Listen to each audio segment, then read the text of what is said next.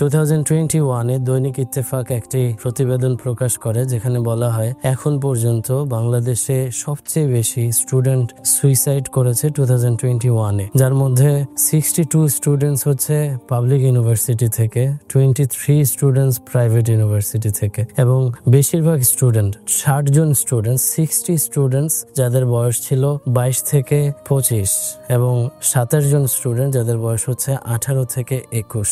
দেখুন, আজকে আপনার যদি কোনো কারণে এই ধরনের থটস এসে থাকে, এই থটটাকে বড় হতে দিবেন না। যতক্ষণ মানুষের জীবনে সামান্য একটু আশা বাকি থাকে, কখনো সে সুইসাইড করে না। মানুষ এত সহজে জান দিয়ে দেয় না।